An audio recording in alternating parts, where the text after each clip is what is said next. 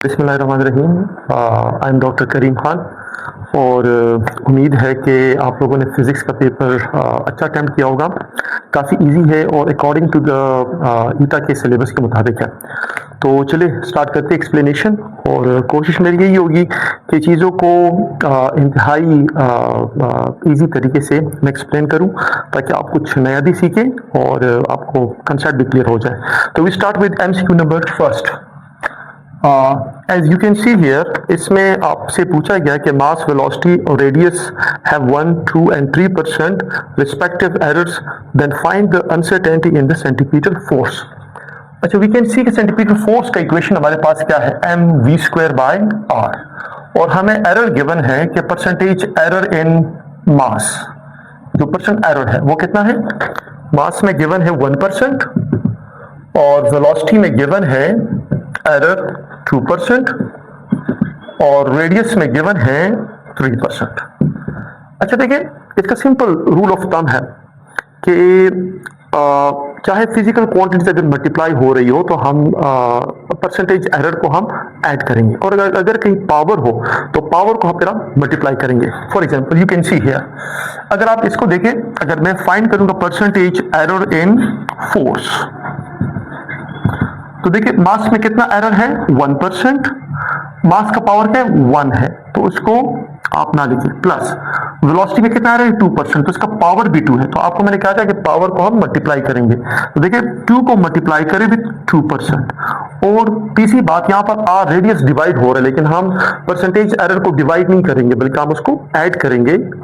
जो total sum है, total effective value में हम उसको ऐड करेंगे। तो रेडियस में कितना एरर है 3%, इसको भी हम ऐड करेंगे। तो आप इन सबको ऐड करें, 1%, 2 multiply to 4% and 3%, तो आंसर इज 5 and 3 8%, तो 8% एरर इसमें होगा, ऑप्शन नंबर सी। फिर क्वेश्चन नंबर 2 अगर आप देखें, एमसीक्यू नंबर 2, तो इसमें है कि resultant of two forces is 100 newton, F1 60 newton है, F2 80 न्यूटन है, find the angle between two forces. अच्छा देखिए, इसका एक सिंपल रूल ऑफ थंब है, वेरी इजी।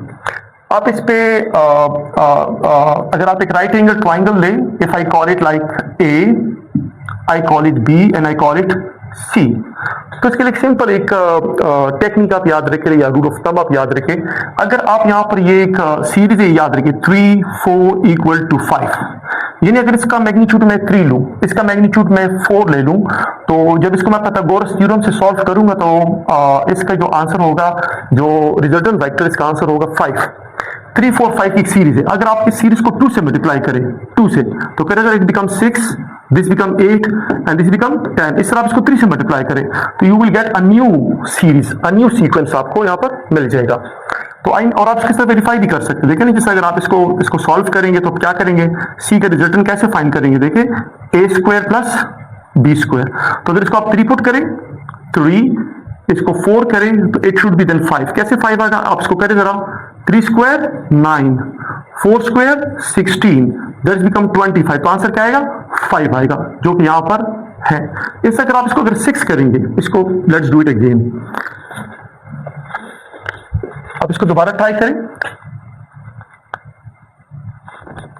यानी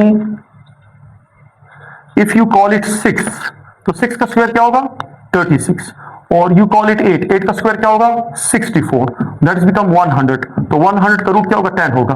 तो इट मींस कि आप इसको यानी प्रूफ करने के बजाय आप क्या करें, आप इस सीक्वेंस को याद रखें 3 4 5, तो नेक्स्ट सीक्वेंस क्या होगा 6 8 10, नेक्स्ट सीक्वेंस 3 से मल्टीप्लाई करें तो 9 12 15 एंड सो ऑन, ठीक है ना।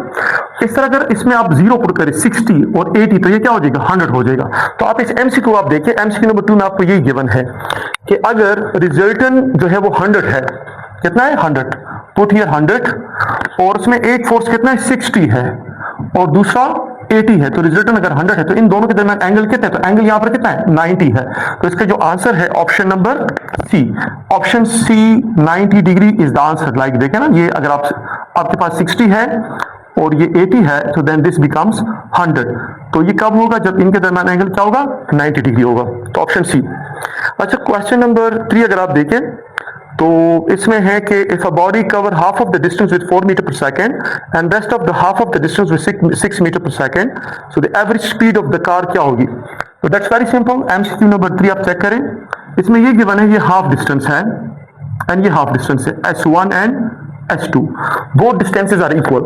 लेकिन जब गाड़ी यहाँ पर मूव करेगी तो उनकी वो स्पीड्स डिफरेंट है। लाइक यहाँ की स्पीड कितनी है? That is 4 metre per second, और यहाँ की स्पीड कितनी है? That is 6 metre per second. तो आपसे पूछा गया कि इसका एवरेज स्पीड बताएं। तो देखिए, इसका एक शॉर्टकट जो टेक्निक है, आपने क्लास में भी पढ़ा है कि एवरेज स्पीड इस केस में जिसमें डिस्टेंसेस इक्वल हो और स्पीड्स डिफरेंट हो, तो हमारे पास जो एवरेज स्पीड का इक्वेशन है वो ये होता है, 2 time V1 multiply V2 divide by V1 plus V2, यानी इन दोनों का सम, और इन दोनों को मल्टीप्लाई करके 2 से मल्टीप्लाई करें और फिर इन दोनों को डिवाइड करें, जो आंसर आएगा वो आपका एवरेज स्पीड होगा। तो let's do it. 2 that is 4 multiply 6 and 6 plus 4 क्या होगा? 10 होगा। तो उसको आप सॉल्व करें, 6 4 जा 24 multiply 2 48 divide by 10, so the answer is of course 4.8। तो इसका ऑप्शन नंबर हमारे पास है C, option number C question number 3 में। क्वेश्चन नंबर 4 अगर आप देखें तो इसमें गिवन है कि एक फोर्स है और उसके जो कंपोनेंट्स है like I minus 2J plus K, ये एक वेक्टर है, फोर्स वेक्टर है, और ये एक बॉडी पे ये फोर्स अप्लाई होता है और वो ऑब्जेक्ट जो एक डिस्प्लेसमेंट ट्रेवल करता है जिसके कोऑर्डिनेट्स गिवन है आपको, वो है 2I minus J plus 2K. So find the work done. As we know, work is a dot product of force and displacement. यानी यहाँ पर हम डॉट प्रोडक्ट पढ़ेंगे। वर्क हमेशा जो होता है ये dot product of force and displacement, और आपको पता है कि डॉट प्रोडक्ट में हम क्या करते हैं, हम x को x के साथ, मतलब I को I के साथ, J को J के साथ और K को K के साथ मल्टीप्लाई करते हैं। तो दैट्स वेरी सिंपल। अब मल्टीप्लाई करें I विद I, तो देखिए यहाँ पर 1, इनके कोफिशिएंट्स मल्टीप्लाई करें, numerical values, 1 with 2 that is 2, and you know I into I क्या होगा? That is 1। देखिए ना, ये I डॉट I इज या J dot J and K dot K, all these equal to 1. So 2 into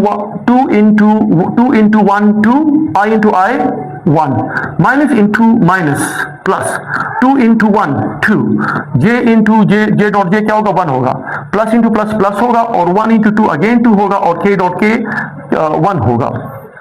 देखिए 2 plus 2 that is 6, और unit of work क्या होता है?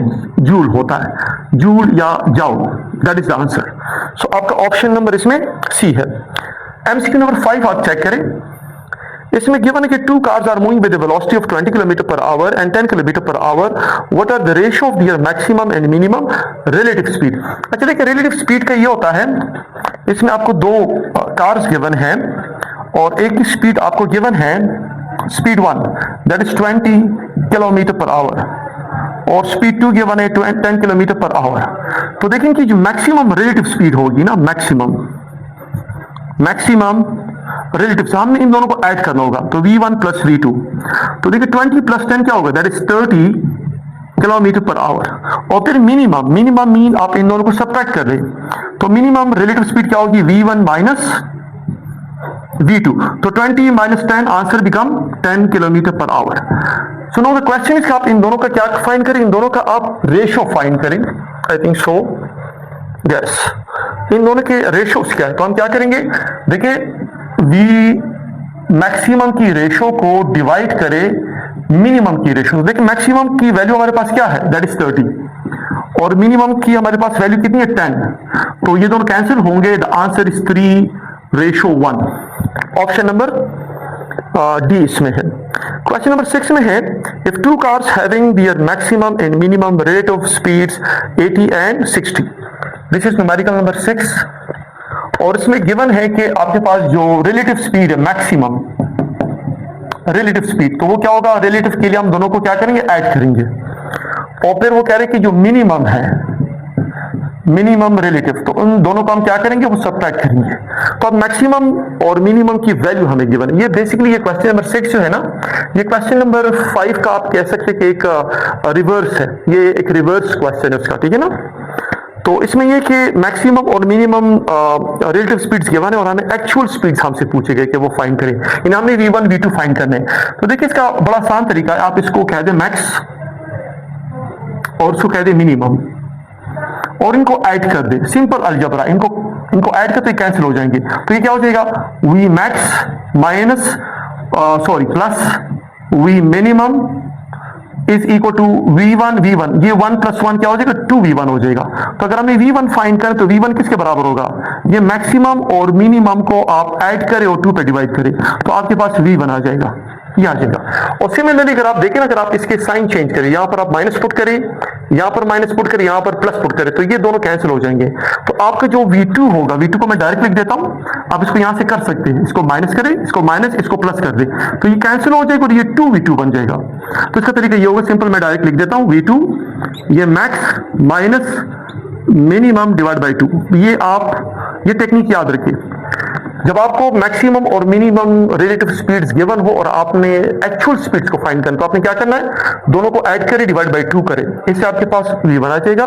फिर दोनों को माइनस करें, डिवाइड बाई 2 करें, तो आपके पास V आ जाएगा। तो आप इसको सॉल्व कर लेते हैं अकॉर्डिंग टू दिस। V1 मेरे पास क्या है, देखिए मैक्सिमम की वैल्यू कितनी है, दैट इज 80, और मिनिमम की वैल्यू कितनी, 60, डिवाइड बाय 2 कर ले, तो दैट्स बिकम आप 140 डिवाइड बाय 2, तो the answer is just become 70 kilometre per our. और इससे अगर आपने V2 करना है, V2, तो V2 के लिए मुझे क्या करना होगा, मैक्सिमम कितना 80 और माइनस 60 डिवाइड बाय 2 करें, तो इसको सॉल्व करें, that's become 20 divide by 2, that's become 10 kilometre per our, that is answer. तो हमारे पास V1 की वैल्यू कितनी है, दैट इज 70 और V2 की वैल्यू है 10। तो इसका जो ऑप्शन है, ऑप्शन नंबर ए इसमें करेक्ट है। 10 and 70 kilometre per hour are the actual speeds है। अच्छा, क्वेश्चन नंबर 7 अगर आप देखें, मैं अगर बोर्ड साफ कर लूं, क्वेश्चन नंबर 7 आप देखें कि a body is vertically thrown upward to a height of 80 metre, so how long it stay in the air. ठीक है ना, इस क्वेश्चन न्यूमेरिकल नंबर 7 में ये कि एक बॉडी को आपने एक स्टोन को ऊपर फेंका, ये ऊपर गया और फिर वापस आ गया, यानी आपने टोटल टाइम फाइंड करनी जाते वक्त और नीचे आते वक्त। और हमें क्या गिवन है, हमें हाइट गिवन है, हाइट, और हाइट कितना है, दैट इज 80 मीटर। तो देखिए आपने काइनेमेटिक्स इक्वेशन में सिंपली हाइट और टाइम का रिलेशन पढ़ा होगा, that is very simple. Height और टाइम का रिलेशन हमारे पास ही है, टाइम इज इक्वल टू, आप इसको यूं भी कर सकते हैं, लाइक सेकंड इक्वेशन से S is equal to half A T square, तो height is equal to g t square divide by 2। अब इसमें वैल्यूज पुट करें, जी को आप 10 पुट करें, तो हाइट इज इक्वल टू 10, बल्कि यहां पर 10 into T square divide by 2, इसको कैंसिल करें, बिकम 5 टी स्क्वायर। तो इसको नीचे शिफ्ट करें, तो that's become t is equal to height by 5, यहां पर स्क्वायर है तो अंडर द रूट लें, तो ये आपका टाइम होगा, लेकिन ये वन साइडेड टाइम होगा। आप इससे आप लोग टाइम फाइंड कर सकते हैं। तो देखिए हमें हाइट कितना गिवन है, 80 metre, just put it here, ये आपकी एक शॉर्टकट टेक्निक है। जब भी आपको हाइट गिवन हो तो आप टाइम कैसे मेजर करेंगे, आप उसी हाइट को सिर्फ 5 से डिवाइड करें और उसका अंडर द रूट लें, and you will find the time of the one side. तो इसको करें 80 डिवाइड बाय 5, दैट्स बिकम 16 का स्क्वायर क्या होगा, अंडर रूट क्या होगा, 4 होगा, तो t आपका t1 होगा 4 सेकंड। तो 4 सेकंड एक साइड से होगा, 4 सेकंड जाते वक्त और 4 सेकंड आते वक्त, सो टोटल टाइम जो हमारे पास होगा, total time 4 + 4 that is 8 second, वो 8 सेकंड हो जाएगा। ये याद रखिए, ये वो टाइम है जो वन साइडेड है। तो इसमें सवाल ये पूछा गया है कि आप उसका टोटल टाइम फाइंड करें, 4 सेकंड जाते वक्त, 4 सेकंड आते वक्त, तो वो 8 सेकंड है। तो option number C. Question number 8 आप चेक करें, इसमें कि a car is moving with speed of V1 is given, Vi is given 20 metre पर सेकंड है। स्टॉप मीन फाइनल वेलोसिटी 0 हो जाती है इन how much time, in 4 second. तो वो पूछ रहे कि आप एक्सेलरेशन फाइंड करें, तो yes of course we can use first equation of motion. तो क्या है, Vf is equal to Vi plus 80, Vf आपका 0 है, Vi आपका 20 है, और ये प्लस a और टाइम कितना है 4 है। तो आप इसको शिफ्ट करें, इधर इसको शिफ्ट करें, तो ये आपका हो जाएगा -20 डिवाइड बाई 4 इंटू a। देखिए 20 इधर आके माइनस हो गया और 4 को नीचे डिवाइड करें, तो upon division we get -5 metre पर second square, that is acceleration, and that is option number B. 9 number में है एमसीक्यू नंबर 9 कि a car is uniformly accelerating, acceleration is given, तो vi को आप 0 पुट करें, acceleration is given 5 मीटर पर second square. How much time it travel in how much time it travels 250 metre distance.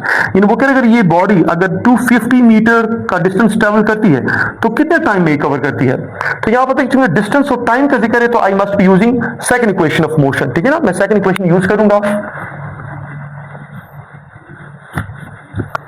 आप इसके लिए second equation use कर सकते हैं। देखें S is equal to V I T plus half A T square. तो इसमें ऑफ कोर्स वी आई तो जीरो है, ये पोर्शन जीरो हो जाएगा। तो हमने इसमें बेसिकली क्या फाइंड करना है, टाइम फाइंड करना है। तो अगेन अगर ये टू इधर शिफ्ट हो जाए ना, देखिए S is equal to A T square by two किधर शिफ्ट करें तो 2s divide by T sorry divide by A into T square, और स्क्वायर हटाने के लिए मैं यहाँ पर रूट लूंगा। तो ना एवरीथिंग इज विद अस, आप इसमें सिर्फ वैल्यूज पुट करके सॉल्व करें। सो 2s कितना है 250 डिवाइड बाई ए कितना है 5 है। तो आप कटिंग करें इसकी, अगर आप इसको इसके साथ कैंसिल करेंगे तो दैट्स बिकम 5 5 से 25 एंड 0, तो 50 आ जाएगा। 50 multiply 2 that is 100, under the root 100, और अंडर द रूट 100 क्या होता है, that is 10 second. So 10 second is the answer and that is option number A. अच्छा नेक्स्ट है कि 10 number MCQ, football player will throw a football at a maximum distance the angle of projection. इसमें range का वो पूछ रहे हैं ना, रेंज का। We know that is MCQ number 10। We know the range equation is vi square sin 2 theta divided by g. तो we can see कि range जो है range it depends upon angle, इसका एंगल पे डिपेंडेंस है, और ये एंगल क्या है 2 साइन 2 थीटा है। तो साइन का मैक्सिमम आंसर किसके लिए होता है, ये 90 के लिए होता है, साइन 91 होता है। तो यहां पर मैं क्या वैल्यू पुट करूं ताकि इससे 90 बने, तो of course if I put theta 45 degree, 45 multiply two क्या होगा 90, साइन 90 क्या होता है 1 and that is the maximum value of the sign.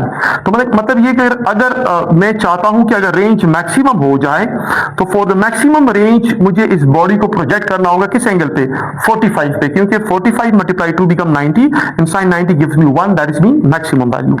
So that is the answer, option number B. Question number 11 आप चेक करें। 11 में कि stone is thrown vertically up with the angle of 30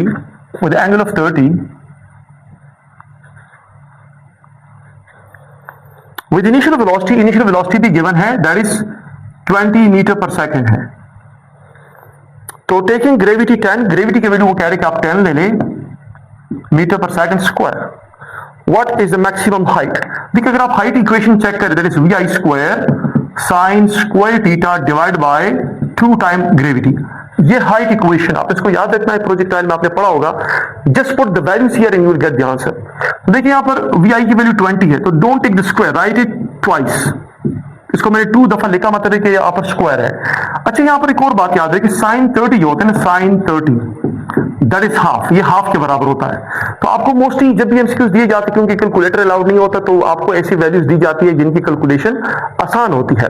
तो साइन 30 क्या है, वो हाफ है, और यहाँ पर स्क्वायर है। अगर आप इसका स्क्वायर करेंगे ना, हाफ का स्क्वायर, तो इट बिकम 1/4 बन जाएगा, और 2 ग्रेविटी की वैल्यू क्या 10 है।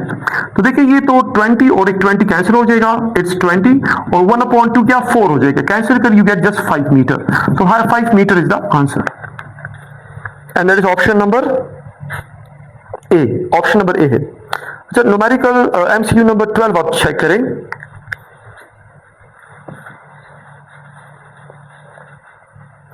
एमसीक्यू नंबर 12 में है कि a stone is thrown upward with an angle, again वही angle given है, that is 30. What is the if the initial velocity 20, again initial velocity 20 ही है, 20 मीटर पर सेकंड है।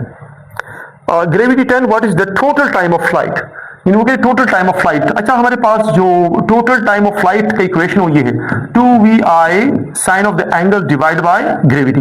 या प्रोजेक्टाइल में आपने पढ़ा होगा कि टोटल टाइम ऑफ फ्लाइट क्या होता है 2vi sine theta divide by gravity. तो just put the value here, again 2vi की वैल्यू कितनी है 20, और साइन 30 की वैल्यू क्या होती है हाफ होती है, डिवाइड बाय 10, ये कैंसिल हो जाएगा और इसको cancel, that just become 2 second. तो ऑप्शन नंबर बी आपका इसमें ऑप्शन नंबर बी होगा। अच्छा 13 number MCQ, if maximum 13 number में है कि जो मैक्सिमम रेंज है ऑफ अ प्रोजेक्टाइल 100 मीटर है, what is the height what is the maximum height it rises during the flight। मतलब ये बेसिकली रेंज हाइट रिलेशन है। तो आपने ये पढ़ा होगा प्रोजेक्टाइल में कि रेंज हाइट रिलेशन क्या होता है, that is tangent theta multiply range is equal to 4 time of the height. अच्छा देखिए, जब इस क्वेश्चन में हमारे को आप गौर से पढ़े ना तो इसमें कहा कि मैक्सिमम रेंज, तो अभी थोड़ी देर पहले भी आपको मैंने बताया कि मैक्सिमम रेंज के लिए ये बात याद रखें कि फॉर मैक्सिमम रेंज एंगल क्या होगा 45 degree, and you should know that कि टेंजेंट 45 क्या होता है, दैट इज 1। टेंजेंट 45 की न्यूमेरिकल वैल्यू क्या होती है 1, तो ये गायब हो जाएगा और ये रेंज मैक्सिमम हो जाएगा। You just get this relation, ये आपका एक शॉर्टकट ट्रिक भी है। जब भी आपको मैक्सिमम रेंज और हाइट दिया जाए तो मैक्सिमम रेंज और हाइट का रिलेशन क्या होगा, maximum range is equal to 4 time of the height. या आपके एमसीक्यू भी है कि क्या हाइट जो है ये 4 time of the height maximum range से बढ़ सकता है, तो नहीं, ये नहीं बढ़ सकता।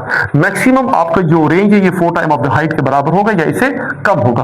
तो अब अपने हमें ये रेंज गिवन है, रेंज की वैल्यू कितनी गिवन है आपको 100 मीटर, और आपने हाइट फाइंड करना है तो इसको 4 से डिवाइड करें, तो डिवाइड करने से इसकी वैल्यू क्या आएगी 25 मीटर। तो 25 metre is the height, that is option number C. अच्छा नेक्स्ट है 14 नंबर।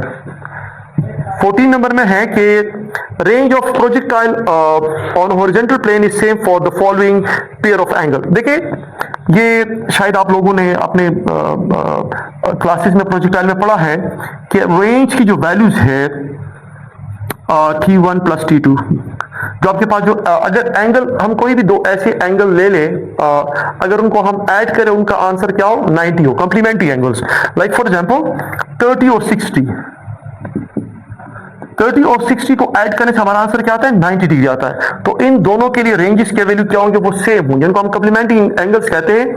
कोई भी दो ऐसे एंगल जिनको ऐड करने पे उनका आंसर क्या हो 90 हो, तो उसको हम कंप्लीमेंट्री एंगल्स कहते हैं। उनके लिए रेंज की वैल्यू क्या होती है, सेम होती है। शर्त ये कि वेलोसिटी, इनिशियल वेलोसिटी की वैल्यू क्या हो, सेम हो। तो ये आप याद रखिए। बाकी आप ऑप्शन चेक करें डी सी डी, इसमें किसी भी दो एंगल्स को आप ऐड करें तो उनका सम 90 के बराबर नहीं है। अच्छा क्वेश्चन नंबर 15 आप चेक करें।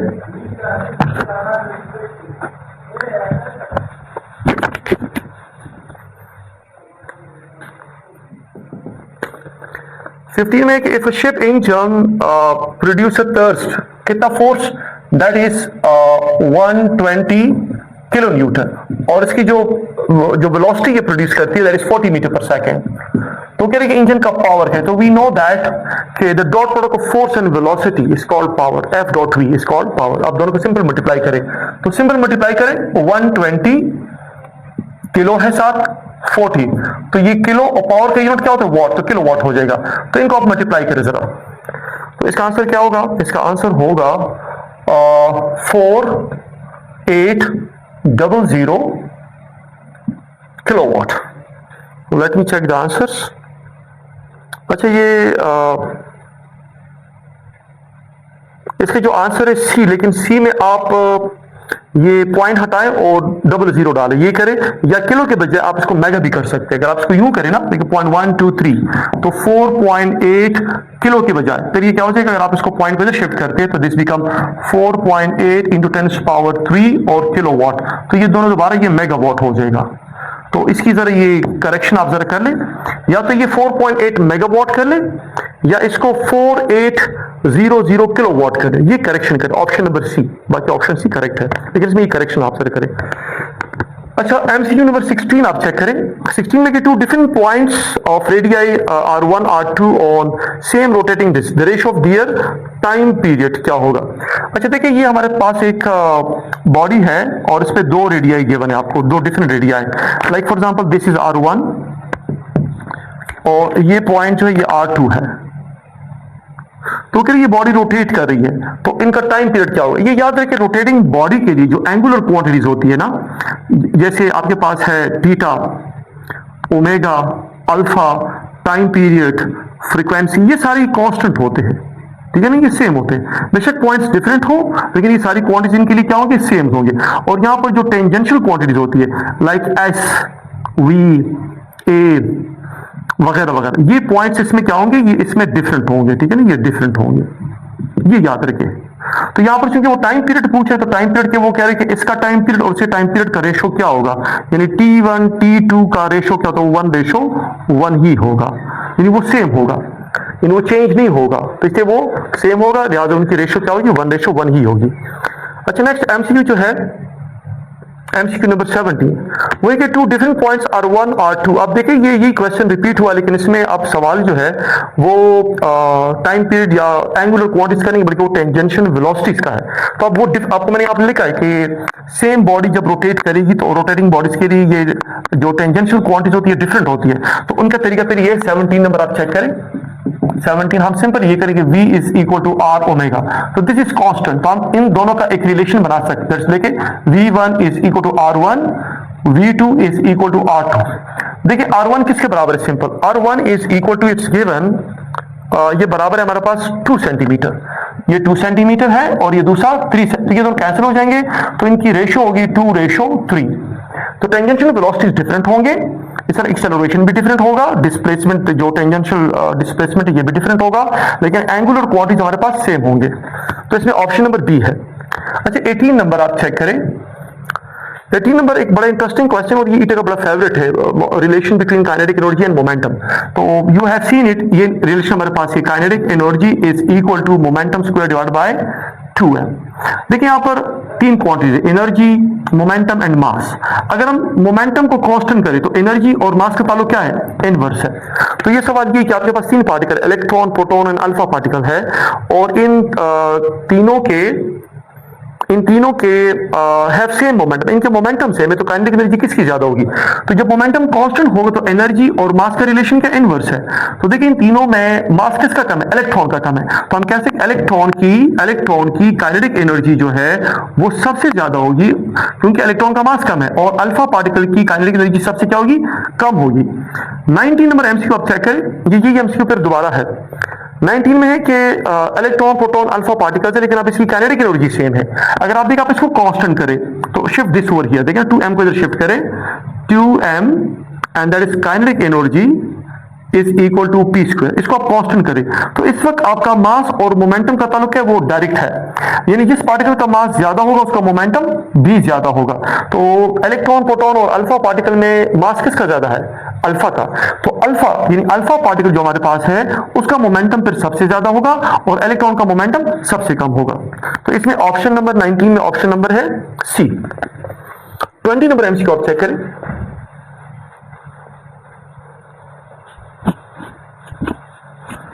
एमसीक्यू नंबर 20,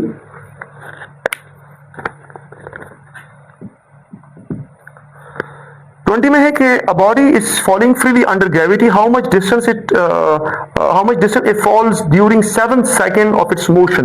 ठीक है, फॉर nth सेकेंड, जो nth सेकेंड का टेक्निक है वो ये है कि acceleration divide by 2 nth part of the second minus 1।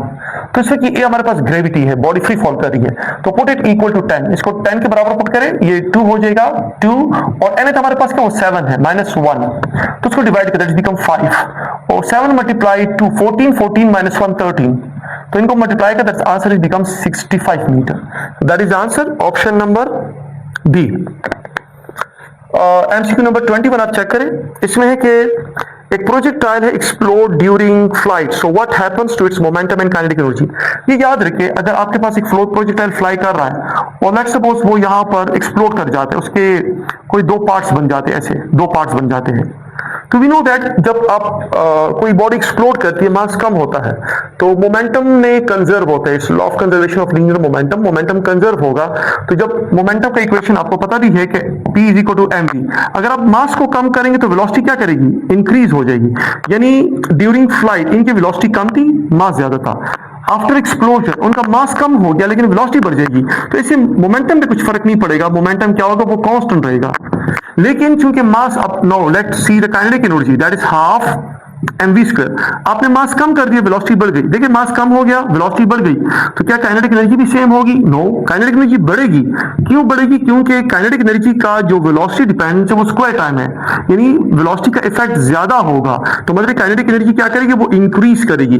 तो इसका करेक्ट ऑप्शन जो है C, momentum has to be same और काइनेटिक एनर्जी क्या करेगी, वो इंक्रीज करेगी। एमसीक्यू नंबर 22, इसमें है कि slope of work time graph. देखिए अगर आप एक ग्राफ प्लॉट करें ऐसे, put here time and put here work, और कोई भी आप स्लोप ड्रॉ करें, कोई भी स्लोप ड्रॉ करें, जिस तरह भी आप ड्रॉ करते हैं, देखिए स्लोप का इक्वेशन हमारे पास क्या होता है, simple slope, very simple, y by x. तो y पे क्या है, वर्क है, और x पे क्या टाइम है, ठीक है। अब जब भी वर्क को टाइम पे डिवाइड करते हैं, एनर्जी को टाइम पे डिवाइड करते हैं, इसका आंसर क्या है, इसका आंसर है पावर। तो इसका मतलब है कि slope of work time slope क्या होगा, वो पावर होगा। तो दैट इज ऑप्शन नंबर सी।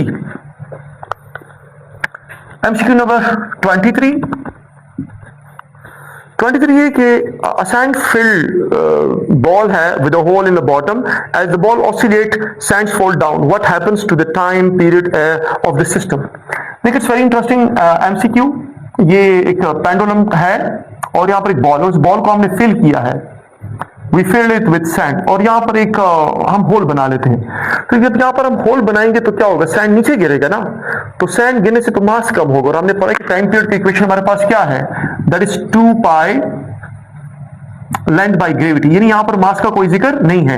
तो अगर मास कम भी होगा तो टाइम पीरियड पे फर्क नहीं होना चाहिए। लेकिन यहाँ पर एक बात आप याद रखिए, ये लेंथ जो गिवन है लेंथ ना, ये इफेक्टिव लेंथ है, और इफेक्टिव लेंथ कहां से होती है, ये आपका पॉइंट ऑफ सस्पेंशन जो होता है to the centre of mass, centre of mass किधर है। तो जाहिर बात है जब यहाँ से सैंड गिरेगा तो ये सेंटर ऑफ मास नीचे शिफ्ट करेगा, लाइक दिस। इसको मैं यहाँ पर ड्रॉ कर लेता हूं, देखिए थोड़ी देर बाद बात क्या होगा, सैंड लेट्स सपोज सैंड यहां तक आ गया है, यहां तक, और इस तरह मैं एक और ड्रॉ कर लेता हूं, सैंड यहां तक आ गया और फिर ये बिल्कुल खाली हो गया, दैट्स इट। अब यू कैन सी है, देखिए जब सैंड गिरेगा तो यहां पर देखिए सैंड इतना है, तो इसका सेंटर ऑफ मास ये हो जाएगा, क्योंकि सेंटर ऑफ मास का शिफ्ट करेगा, ये बिल्कुल अपने आप को ऐसे शिफ्ट करेगा जिसके ऑल अराउंड मास क्या हो, इक्वली डिस्ट्रीब्यूट होता है, ये वहां पर शिफ्ट होगा। तो अब ये जगह खाली होगी तो सेंटर ऑफ मास यहां शिफ्ट होगा, फिर जब और ऊपर जगह खाली होगी और मास नीचे आ जाएगा तो आप सेंटर ऑफ मास अपने आप को यहां पर शिफ्ट कर देगा, और जब ये बिल्कुल खाली हो जाए तो अब देखिए अब मास ये बॉल वाला बच गया, तो अब इसका सेंटर क्या है, ये बिल्कुल वापस वहां पर शिफ्ट कर जाएगा। तो हम क्या देख रहे थे, जब सैंड नीचे गिर रहा था तो उस वक्त सेंटर ऑफ मास नीचे शिफ्ट हो रहा था, मतलब कि इफेक्टिव लेंथ टाइम के साथ क्या वो इंक्रीज कर रहा था। जब इफेक्टिव लेंथ इंक्रीज करेगा तो उससे टाइम पीरियड क्या होगा, वो इंक्रीज होगा, बढ़ेगा। लेकिन जैसे ये सैंड खत्म हो जाए, खाली हो जाए, तो फिर सेंटर ऑफ मास फिर ऊपर शिफ्ट कर जाएगा, यानी फिर वो अपने ओरिजिनल जगह पे चला जाएगा। तो आप यहां पर देख रहे हैं कि इफेक्टिव लेंथ पहले इंक्रीज कर रहा है और फिर डिक्रीज कर जाएगा, तो जब इफेक्टिव लेंथ कम होगा तो टाइम पीरियड फिर कम हो जाएगा। तो इसका करेक्ट ऑप्शन आपके पास है, करेक्ट ऑप्शन आपके पास इसमें 23 है। इसमें पहले तो टाइम पीरियड इंक्रीज करेगा बिकॉज इफेक्टिव लेंथ इंक्रीज कर रहा है, और कुछ टाइम बाद जब सारा सैंड निकल जाए, गिर जाए, तो टाइम पीरियड फिर आपके पास डिक्रीज कर जाएगा क्योंकि इफेक्टिव लेंथ कम हो जाएगा। तो करेक्ट ऑप्शन इज डी। और ये बात याद है कि it's not because of the mass dependent, it's because of the movement of the centre of मास, जिसकी वजह से इफेक्टिव लेंथ चेंज हो रहा है और इसकी वजह से टाइम पीरियड और फ्रीक्वेंसी पे फर्क पड़ रहा है। अच्छा, नेक्स्ट जो एमसीक्यू 24 बड़ा सिंपल है। वो कह रहे हैं कि वे form of simple harmonic motion क्या। अगर आप सिंपल एक स्प्रिंग ले लें ऐसे, और यहाँ पर इसके साथ कोई मार्कर अटैच करें और इसको आप ऑसिलेट करें, और यहाँ पर एक पेपर रोलर लगाए, वो मूव करे, तो यू विल सी कि ये एक वेव बनाएगा, ऐसे वेव। तो बेसिकली ये वेव फॉर्म करता है, ठीक है ना। तो ये 24 नंबर एमसीक्यू का ए, ऑप्शन ए होगा। 25th में कि an object undergoes simple harmonic motion has maximum acceleration when the displacement from the mean position is। देखिए 24 नंबर में ये है, you know acceleration is proportion to displacement। अगर displacement मैक्सिमम होगा तो एक्सेलरेशन क्या होगा, मैक्सिमम होगा। तो इसका ऑप्शन है option number A, when displacement is maximum so acceleration is also maximum, option number A 25 number में। 26 नंबर चेक करें। 26 नंबर में है कि for an ideal simple pendulum motion क्या चीज कांस्टेंट होगी। देखिए एमसीक्यू नंबर 26 में ये है कि अगर आपके पास कोई आइडियल सिंपल पेंडुलम है, आइडियल का मतलब है कि वो एक दफा once it set into vibration तो it keeps oscillating for ever and ever, क्योंकि इसमें एनर्जी डिसिपेट नहीं करेगी। लेकिन देखिए जब ये मूव कर रहा है तो जैसे इसका एम्पलीट्यूड बढ़ेगा तो पोटेंशियल एनर्जी बढ़ेगी और इसका स्पीड कम होगा। ठीक है ना। तो मतलब एक पोटेंशियल में राइज आ रहा है, काइनेटिक कम हो रहा है, और जब ये नीचे आएगा एम्पलीट्यूड कम होगा तो इसका पोटेंशियल लॉस करेगा और काइनेटिक में इंक्रीज आएगा।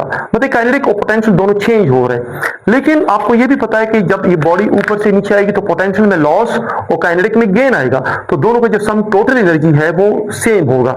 यानी एट एवरी पॉइंट काइनेटिक और पोटेंशियल वैल्यूज जो होंगे वो चेंज होंगी, लेकिन जो टोटल एनर्जी वो क्या होगी, कांस्टेंट होगी। तो इसका ऑप्शन नंबर आपके पास होगा सी। 27 नंबर में है कि the true definition of a frictionless simple pendulum in simple harmonic motion only if. अच्छा देखिए 27 नंबर आप चेक करें, इसमें आपसे वो ये पूछ रहा है कि अगर हमारे पास एक आइडियल सिंपल पेंडुलम एक सिस्टम है तो उसका ट्रू डिफिनीशन क्या होगा। देखिए चूंकि सिंपल हार्मोनिक मोशन है, उसमें आप कह सकते हैं कि इसमें एक बॉडी ऑसिलेट कर रही है, और ऑसिलेशन के लिए क्या शर्त है कि एक body should oscillate on straight line, यानी ये टू एंड फ्रो मोशन होगा, स्ट्रेट लाइन के ऊपर होगा, ये कर्व मोशन नहीं होगा। तो अगर आपने यहाँ पर अगर एम्पलीट्यूड बढ़ा लिया, फॉर एग्जाम्पल अगर ये आपका एम्पलीट्यूड है ऐसे, तो you can see it's a curve motion, ये तो कर्व मोशन है, ठीक है ना। तो ये true definition of simple harmonic motion नहीं होगा। तो हम इसको एक स्ट्रेट लाइन पे रखने के लिए हमें क्या करना चाहिए, देखिए इसका जितना आपका एम्पलीट्यूड कम होगा, यू सी हियर, जितना आपका एम्पलीट्यूड कम है उतना ये एक स्ट्रेट लाइन आपको नजर आएगा। देखिए जितना हम एम्पलीट्यूड बढ़ाएंगे तो यहाँ पर कर्विंग इफेक्ट आएगा, जितना ये एम्पलीट्यूड शॉर्ट होगा, ये एंगल कम होगा, ये एम्पलीट्यूड हमारा शॉर्ट होगा, तो ये इतना स्ट्रेट लाइन के ऊपर रहेगा। तो एक लीनियर मोशन यहाँ पर होगा, जिस जो कि true definition of the simple harmonic motion है कि body to and fro motion करेगी ऑन स्ट्रेट लाइन। ये ट्रू डिफिनीशन है of an ideal simple pendulum या सिंपल हार्मोनिक मोशन की। तो the option number C, amplitude is small. 28 number में है कि student compares the frequency of an ideal pendulum in an elevator which is accelerating up in case when it is at rest. अच्छा MCQ number 28 में है कि एक student है, उसने एक एक्सपेरिमेंट किया, ये एक एलिवेटर है और ये एलिवेटर रेस्ट पर है, तो इसने यहां पर एक पेंडुलम लगाया और उसको ऑसिलेट किया, ठीक है ना। और इसका टाइम पीरियड की found that is 2 pi under root l by g. That is the value of the time period and that is the value of the frequency। आप फ्रीक्वेंसी के लिए उसको उल्टा कर दे, इसका रेसिप्रोकल है तो वो फ्रीक्वेंसी आ जाएगी। तो ये उसने फाइंड किया when elevator was at rest. अब वो कह रहे कि एलिवेटर एक्सेलरेट अप हो रहा है, यानी एक्सेलरेटिंग वैल्यू है, एक्सेलरेटेड फ्रेम है ये। अच्छा देखिए एक सिंपल कंसेप्ट, अगर आपको मैं एक्सेलरेशन दूं और उसको आपको मैं कहूं कि आप इस इक्वेशन में पुट इसको फिक्स करें, तो you can not add it with the length, क्योंकि लेंथ और एक्सेलरेशन जो है ये डिफरेंट फिजिकल क्वांटिटीज है, can not be added and subtracted.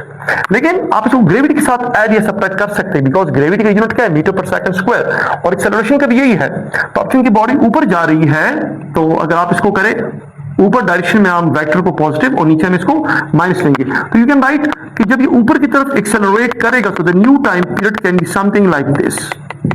It's easy, मैं आपको इजी तरीके से समझाने की कोशिश कर रहा हूं। तो ये है, अब यहां पर जब देखिए ये दोनों वैल्यूज ऐड होगी तो ये ऐड होने से ये वैल्यू बढ़ेगी, तो टाइम पीरियड क्या होगा, टाइम पीरियड कम होगा, ये इनवर्स है ना। और जब टाइम पीरियड कम होगा तो फ्रीक्वेंसी क्या करेगी, फ्रीक्वेंसी बढ़ेगी, क्योंकि रेसिप्रोकल है। तो वो यही है कि फ्रीक्वेंसी क्या होगी, फ्रीक्वेंसी इंक्रीज करेगी। फ्रीक्वेंसी क्यों इंक्रीज करेगी, क्योंकि जी प्लस ए ये बढ़ने से ये वैल्यू बढ़ेगी, तो टाइम पीरियड कम हो जाएगा, और जब टाइम पीरियड कम होगा तो फ्रीक्वेंसी बढ़ जाएगी। So that is answer. और 29 नंबर भी सेम न्यूमेरिकल है कि वो कह रहे हैं free falling elevator the time period of the simple pendulum. वो कह रहे हैं आप एलिवेटर नीचे आ रहा है लेकिन वो फ्री फॉल कर रहा है। देखिए फ्री फॉल का मतलब क्या है कि ये एलिवेटर यही है, लेकिन अब ये नीचे गिर रहा है और इस वक्त इसका एक्सेलरेशन किसके बराबर है, ग्रेविटी के बराबर है। फ्री फॉल का मतलब क्या है, यानी आपने किसी भी ऑब्जेक्ट को छोड़ दिया ग्रेविटी के आसरे, अब ग्रेविटी इसको नीचे एक्सेलरेट कर रही है, तो चाहे वो जो भी बॉडी छोटी हो या बड़ी हो, उसका एक्सेलरेशन क्या होगा, इक्वल टू ग्रेविटी होगी। अच्छा ऊपर के लिए हमने यहां पर क्या लिया था, प्लस दिया था। अब नीचे के लिए हम क्या करेंगे, time period is equal to 2 pi something like l g. ये तो था the time period equation when the elevator was at rest.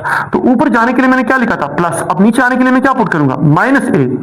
अब ये ए किसके बराबर है, ग्रेविटी। क्यों, क्योंकि एलिवेटर क्या कर रहा है, फ्री फॉल कर रहा है, तो I must put it gravity. तो जी माइनस जी क्या हो जाएगा, 0। तो यू नो दिस के एनीथिंग यहां पर मैं इसको लिख देता हूं 2 पाई और anything divide by 0 become what, infinity. अच्छा अब इस इंफिनिटी का मतलब क्या है, इंफिनिटी का मतलब द पेंडुलम विल स्टॉप। मतलब अगर पेंडुलम लेट्स सपोज अगर यहां पर है ड्यूरिंग द फॉल, अगर ये यहां पर है तो इट विल स्टॉप ऑसिलेशन, ये ऑसिलेशन स्टॉप कर रही है, रुक जाए, ये वहां पर रुक जाएगा, इसका टाइम पीरियड क्या हो जाएगा, इनफाइनाइट हो जाएगा, और इसकी फ्रीक्वेंसी क्या हो जाएगी, You know anything divided by infinity is zero. Frequency will become zero. The time period will become infinity and the pendulum will stop. यानी जो बंदा इसके अंदर बैठा उसको ऐसा नजर आएगा कि पेंडुलम ने अपना जो ऑसिलेशन था वो रोक दिया है. इसका मतलब ये है. तो दैट इज 29 नंबर में B. 30 number MCQ number 30. According to Laplace correction, sound travel in air under which condition? ये speed of sound in air में न्यूटन ने एक फार्मूला बनाया था, फिर लेप्लेस ने उसमें करेक्शन किए थे. तो अकॉर्डिंग टू न्यूटन जब साउंड प्रोपिगेट करते इन एयर तो इट वाज आइसोथर्मल प्रोसेस. ठीक है ना. और फिर लेप्लेस ने उसमें करेक्शन किया कि ये एक एडियाबैटिक प्रोसेस है. तो इसका डिटेल आपने पढ़ा होगा कोर्स में. तो इसका ऑप्शन नंबर ए है और ये एक एडियाबैटिक प्रोसेस है. ठीक है ना. और फिर अकॉर्डिंग टू एडियाबैटिक कंडीशन जो फार्मूला था उसको रिफॉर्मुलेट करके करेक्ट आंसर बनाया गया था. That's why it's called Laplace correction. अच्छा 31st एमसीक्यू में. 31st एमसीक्यू में है कि if the pressure of the gas is double than the speed of the sound, we know the speed equation is like gamma p divided by density. तो यहां पर तो हमें ये नजर आ रहा है कि प्रेशर और स्पीड का एक डायरेक्ट रिलेशन है, लेकिन इट इज समथिंग लाइक ये आपको मिसगाइड कर सकता है. ऐसा नहीं है. इनफैक्ट ये याद रखिए कि pressure will not effect speed. इसका आंसर ये है option number C, not effected. Because आप प्रेशर को कम या ज्यादा करें it will not effect the speed of the sound है या जो भी है, स्पीड ऑफ द वेव को ये इफेक्ट नहीं करेगा. अब इसका लॉजिक क्या है? लॉजिक ये है कि you know according to the Boyle's law, अगर आप लोग देखें ना यू नो वन इक्वेशन के प्रेशर वॉल्यूम का एक ये वॉल्यूम है, इट्स नॉट स्पीड, वॉल्यूम. इनका एक इनवर्स रिलेशन है. और सर डेंसिटी की इक्वेशन क्या होता है? आप चलिए इसको मास डिवाइड बाय वॉल्यूम करें. चले अब यहां पर देखिए अगर आपने लेट्स सपोज प्रेशर को बढ़ा दिया तो वॉल्यूम क्या हो जाएगा? वॉल्यूम कम हो जाएगा. और अगर आप वॉल्यूम को कम करेंगे तो डेंसिटी क्या हो जाएगी? बढ़ जाएगी. तो मतलब क्या हुआ इसका? जब आपने प्रेशर बढ़ाया तो वॉल्यूम कम हुआ और डेंसिटी इंक्रीज हो गया. अगर आपने लेट्स सपोज 2 टाइम प्रेशर बढ़ाया था तो वॉल्यूम 2 टाइम कम हो गया और वॉल्यूम 2 टाइम कम करने से डेंसिटी 2 टाइम बढ़ गई. मतलब ये है कि प्रेशर बढ़ाने से डेंसिटी बढ़ जाती है. अगर आप इसको 2 टाइम बढ़ाएंगे ये भी 2 टाइम बढ़ेगा. तो यहाँ पर एक रेशो है, देखिए 2:2. आंसर क्या आएगा? 1. इसको 6:6 कर दे तो फिर भी आंसर 1 ही रहेगा. तो मतलब अगर आप लेट्स सपोज प्रेशर को 6 टाइम बढ़ाए 10 टाइम बढ़ाए तो अकॉर्डिंगली डेंसिटी भी 10 टाइम या 6 टाइम इंक्रीज हो जाएगी. तो इनकी रेशो क्या रहेगी? वो कांस्टेंट रहेगी. तो that's why pressure has no effect on the speed of the wave in gases. वो इफेक्ट नहीं करेगा. 32 नंबर एमसीक्यू है. वो कह रहे कि आपके पास एक मीडियम है वो रेयर है और ये डेंसर है. तो क्या है कि वेव जा रहा था और वेव ने यहाँ पर कोलिजन किया और वहां से बाउंस बैक कर गया. तो वो कैसे आएगा? तो ये याद रखिए जब भी आप डेंसर से वापस आते तो आपको जो फेज शिफ्ट होता है, फेज यानी एंगल कितना चेंज होगा, वो 180 डिग्री होता है. और इसका एक सिंपल कंसेप्ट है. आप लोग जब मिरर के सामने खड़े होते हैं तो आपका अगर कोई राइट हैंड है तो मिरर में वो क्या नजर आता है? आपको लेफ्ट नजर आता है. उसकी वजह ये है कि आप और मिरर के बीच एयर है. Air is a rare medium और जो ग्लास है, शीशा है, वो क्या है? मिरर है, वो एक डेंस मीडियम है. तो जब भी आप डेंस मीडियम से रिफ्लेक्शन वेव की होती है तो 180 फेज शिफ्ट आता है. तो ये याद रखिए. ठीक है ना. फिर नंबर 33 में है कि वेव की वो कौन सी प्रॉपर्टी है जो कि ट्रैवलिंग वेव और स्टेशनरी वेव को डिस्टिंग्विश करती है. तो देखिए सिंपल कंसेप्ट है. हम ट्रैवलिंग वेव कैसे डिफाइन करें? देखिए ये इटसेल्फ अपने आप को डिफाइन करे ना. ट्रैवलिंग वेव जो ट्रैवल करे, जो एनर्जी को एक पॉइंट से दूसरे पॉइंट तक ट्रांसफर करे. और जो standing wave, like for example मैं अपनी जगह पे खड़ा हूं, मैं अप एंड डाउन कर रहा हूं तो मैं इस मार्कर को ट्रांसफर नहीं कर रहा हूं तो ये एनर्जी को ट्रांसफर नहीं करता. तो that simple propagation of energy, that is C. इसी प्रॉपर्टी के बिना पे हम ट्रैवलिंग वेव और स्टेशनरी वेव को डिस्टिंग्विश करते हैं. 34 number, a spring with one end fixed and other free is set into vibration. If the length of the spring is 4 centimeter, then wavelength produced is approximately. अच्छा देखिए that's MCQ number 34. कि यहाँ पर देखिए एक spring है और उसका एक साइड फिक्स है और एक फ्री है. यू प्लग इट तो इट ऑसिलेट लाइक दिस. क्योंकि तो फिक्स है, ये ऑसिलेट नहीं, तो it's become node and it's become like anti node. ठीक है ना. It's oscillates. तो इसके लिए जो लेंथ इक्वेशन हमारा बनता है वो क्या होता है? देखिए नोड टू एंटी नोड हमारा लेंथ कितना होता है? ये वेव लेंथ का 1/4 पार्ट होता है, λ/4. तो अब सवाल भी यही है कि अगर if the length of the spring is 4 centimetre तो फिर वेव लेंथ क्या होगा? तो यू मल्टीप्लाई हियर. तो wave length is equal to 4 है और ये अप्रोक्सीमेट होता है. ठीक है ना. तो 4 मल्टीप्लाई लेंथ कितना हमारे पास? वो भी 4 सेंटीमीटर है. तो you multiply both, the answer is 16 centimetre. Option number D. अच्छा 35 नंबर है कि a string with two ends fixed are oscillating in three loops with a frequency, देखिए इट्स अ लूप और इसके दोनों एंड्स फिक्स है और यहां पर 3 लूप्स है लाइक दिस।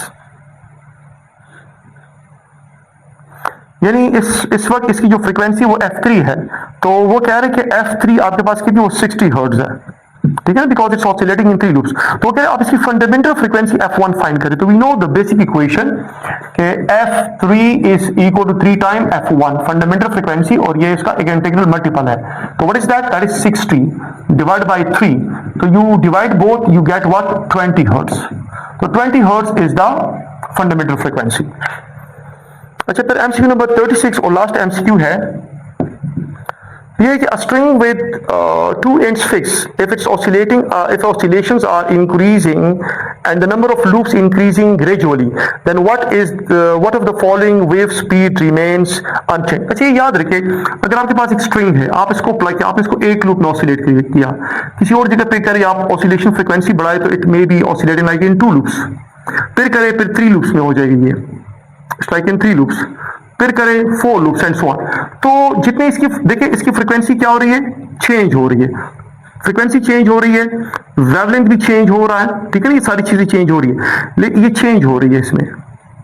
लेकिन अगर आप एक चीज नोट करें, यहां पर जो वेव स्पीड होगा ना, देखिए v is equal to f lambda, आप देखिए फ्रीक्वेंसी तो बढ़ रही है, लेकिन पहले वेवलेंथ बढ़ा था, अब वेवलेंथ कम हो रहा है, तो इसके बढ़ने से ये कम हो रहा है, तो इसका जो वेव स्पीड होगा वो क्या होगा, वो कांस्टेंट होगा।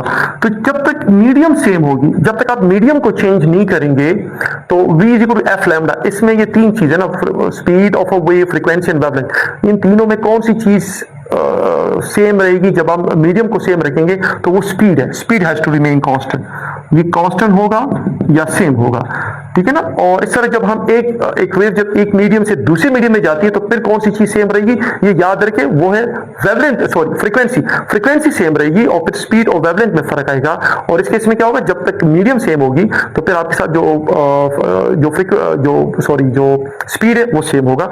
Thank you, I hope so कि आपने जो क्वेश्चन है सारे अच्छे अटेम्प्ट किए होंगे और आपको एक्सप्लेनेशन भी समझ आ गई होगी, और आपने जो कुछ टेक्निक्स और कुछ इजी ट्रिक्स भी इसमें समझे होंगे। तो wish you all the best.